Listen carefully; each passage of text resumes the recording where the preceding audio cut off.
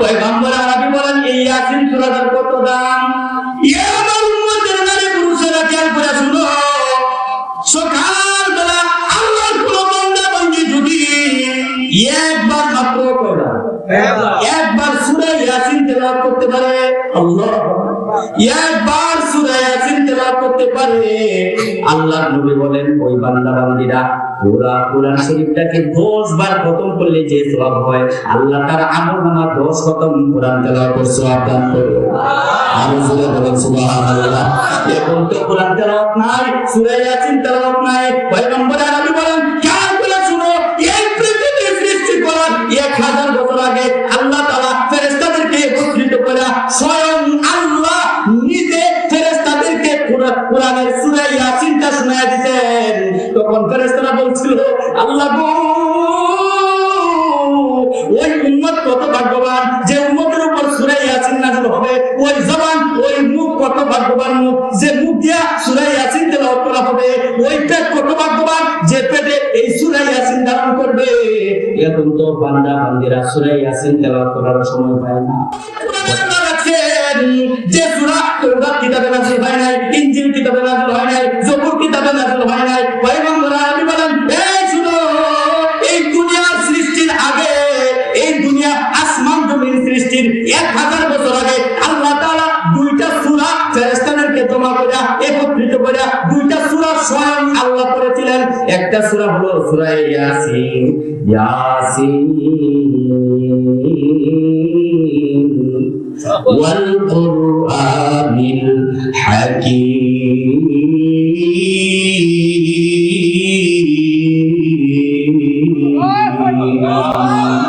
পয়গম্বর আরবি বলেন এই ইয়াসিন সূরাটার কত দাম।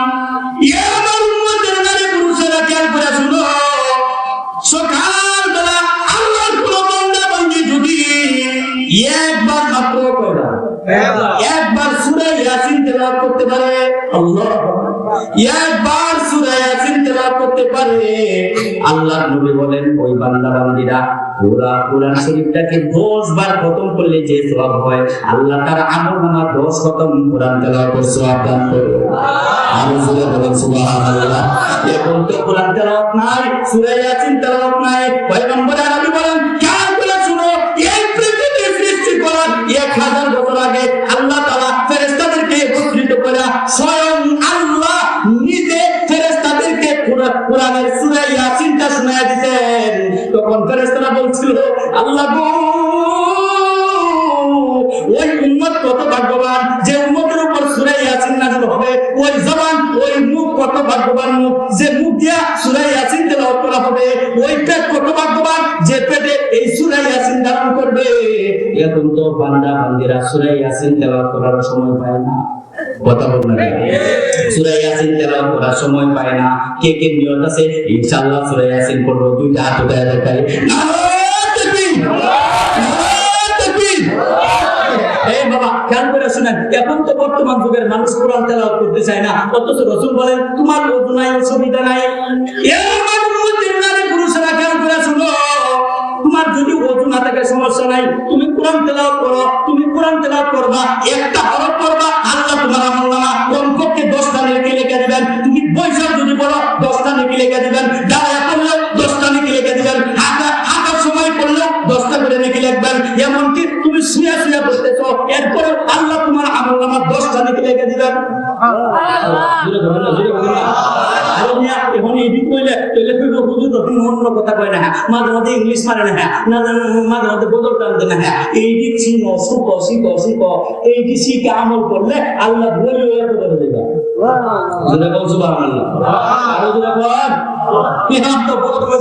আল্লাহ বলিব কিভাবে? আল্লাহ বলির তো কোনো চিন্তা ফিকিরি নাই। যারা নেতা হয়েছে এই নেতা কর্মীরা তো আল্লাহ বলিদেরকে দেখলে যে দেখলে একটু সালাম তো সালাম তো দিতে না, আসসালামু আলাইকুম কথা বলেন না, কি কয় আসসালামু আলাইকুম। আচ্ছা এটার নাম সালাম নাকি? সালাম কিভাবে দেওয়া? আসসালামু আলাইকুম বলেন, আরো জোরে বলেন আসসালামু আলাইকুম। যে নেতা আপনাকে আসসালামু আলাইকুম বললো, এই নেতা সালামের উত্তর দিবেন না, এটা থেকে আপনার একটা মনে হইল। কথা বল না এই নেতার ধরেন নেতা কেন নেতা রইছিস তুই সালাম দিতে পারিস না এরপরে আমার কোরআনের সাথে কিন্তু বড় বিয়াদবি করে কই বেসালার মনে রাখেন বনি এই কেন নেতা রইছিস কি আল্লাহর কোরআন বিসমিল্লাহির রহমানির রহিম এই সূরার সাথে এই আয়াতটার সাথে বিসমিল্লাহর সাথে তুই বিয়াদবি করছিস না তোমার তোর মত নেতা তুই তো নেতা মুসলমানের নেতা হতে পারিস কি তুই শয়তানের নেতা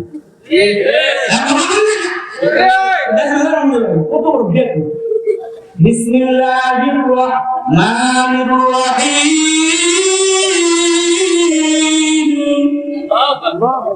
কত সুন্দর কথা নবী বলেন আরে মিয়া সকালবেলা কেউ যদি বিসমিল্লাহির রহমানির রহিম 19 বার পড়ে আল্লাহ পাক রব্বুল আলামিন তার জন্য জান্নাতের দরজাই খুলে দেয় আল্লাহ পাক রব্বুল আলামিন বলেন তার জন্য জাহান্নামের দরজা বন্ধ করে দেয় সুবহানাল্লাহ বলেন না আরে তার জন্য যে ব্যক্তি 19 বার বিসমিল্লাহির রহমানির রহিম বলবে ওই ব্যক্তির জন্য সারা দিন আল্লাহ বলেন সারা দিন তোর কোনো টেনশনের দরকার নাই আমি আল্লাহ সর্বপ্রকার বিপদ আপদ থেকে আমি আল্লাহ আমার নিজের হাতের দ্বারা কুকুরকে হাতে করে হেফাজত করি এখন এইটা কয় না এখন তো বিসমিল্লাহির রহমানির রহিম কথা বল না অথচ সালামের কত দাম পয়গম্বর আরবি বলেন আমি তোমাদেরকে চারটি আমল দেই ইয়া উম্মত আমার কথা শুনো আমি তোমাকে চারটি আমল দিব এই চারটি আমল যদি তোমরা করতে পারো তাহলে ডাইরেক্ট তোমরা আল্লাহর জান্নাতে চলে যাইবা সুবহানাল্লাহ এক নাম্বার আমল আফসুস সালাম উম্মত এক নাম্বার আমল হলো বেশি বেশি সালাম দিবা বেশি এই মিয়া আপনি যদি দৈনিক 20টা সালাম দিতে পারেন আর এই অবস্থায় যদি মারা যাইতে পারেন এই 20টা সালামের উসিলায় আল্লাহ maaf করে আপনাদের জান্নাত দিয়ে দিবেন সুবহানাল্লাহ আল্লাহ নবী বলেন এক নম্বরে আফসুস সালাম এই যে মাদ্রাসা আছে এই মাদ্রাসার ছাত্ররা এখন দাঁড়ায় রয়েছে এদিকে নেতা একজন যাইতেছে এলাকার সভাপতি সাহেব যাইতেছে আমাদের এলাকা ভালো আমাদের এলাকার কথা বলতেছি সভাপতি সাহেব যাইতেছে এবার সভাপতি সাহেব আমি তো যাইলাম ছাত্রটি দাঁড়ায় রইল আমার সালাম দিল না এই ছাত্রটি গিয়া দাও কথা বলেন না এই দাদা তুই জানো সালামের সুন্নাত তরিকা রাসূল সাল্লাল্লাহু আলাইহি সাল্লামের মতো নেতা বুকা পৃথিবীতে আর কেউ আছে নবী সাল্লাল্লাহু আলাইহি সাল্লাম শুধু দুনিয়ার নেতা না আখিরাতের নেতা শুধু আখিরাতের নেতা না দুনিয়ার নেতা নবীজি দুনিয়ার নেতা আখিরাতের নেতা নবীজি সাল্লাল্লাহু আলাইহি সাল্লাম রাস্তা দিয়ে গেলে ছোট ছোট বাচ্চাদেরকে সালাম দিত আরে এখন সালাম দেয় না আবার মাদ্রাসার ছাত্র সালাম দিল না গেলে কি এটা লাগি রাখিস পয়গম্বর আরবি বলেন আফসুস সালাম সাহাবায়ে কেরাম যখন আল্লাহর পয়গম্বর যখন বললেন দুনিয়ার মধ্যে সবচেয়ে দামি জায়গা মসজিদ আল্লাহর কাছে প্রিয় জায়গা মসজিদ আর দুনিয়ার মধ্যে সবচেয়ে বিঘ্নিত জায়গা বাজার বাজারে মানুষ কম বেশি একজোড়া কমজোড়া কম আর মসজিদের দাম মানুষ কম না খুব বেশি কম পয়গম্বর আরবি বলেন আহাবুল বিলাদি ইলাল্লাহি মাসাজিদুহা ওয়া আবগাদুল বিলাদি ইলাল্লাহি আসওয়াকুহা পৃথিবীর মধ্যে আল্লাহর কাছে সবচেয়ে খারাপ জায়গা ঘৃণিত জায়গা নিকৃষ্ট জায়গা হলো বাজার এই বাজারে মানুষের অভাব নাই পয়গম্বর আরবি বলেন এই পৃথিবীর মধ্যে আল্লাহর কাছে সবচেয়ে দামি ভালো মহব্বত ভালো শ্রেষ্ঠ জায়গা আল্লাহর মসজিদ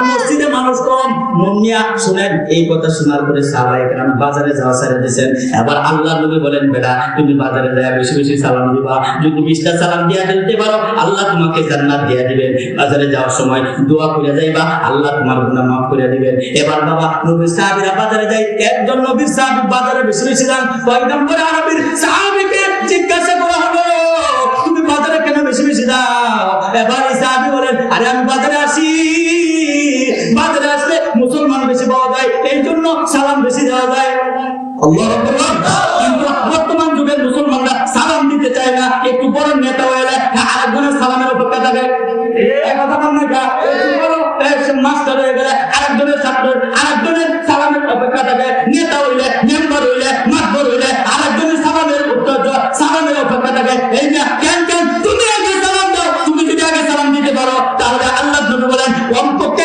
তোমার আমল নামায় 30টা নেকি লেখা দিবেন ও মিয়া খেয়াল করে শুনো আল্লাহ নবী বলেন আফসুস সালাম এক নাম্বার কাজ হবে বেশি বেশি সালাম দিবা এক নম্বর কাজ কি?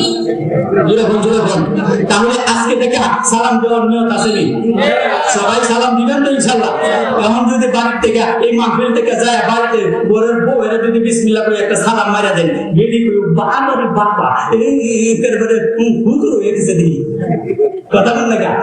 কত রাসূল বলেন স্বামী যদি স্ত্রীকে সালাম দেয়, স্ত্রী দিকে যদি স্বামীকে সালাম দেয়, এই ঘরটা আল্লাহর রহমতের দ্বারা ভরপুর হয়ে যায়। এখন বউয়ে কয় কি বাবা এমন দি সালাম দেয় আল্লাহর ওলি হয়ে গেছে। কথা বল না কা? যা বউয়ে যাই কোকটা কেন আজকে নিয়ত করে নেন ইনশাআল্লাহ এখান থেকে যাই এই বউয়ের একটা সালাম দিয়ে দেন। কেডা কেডা রাজি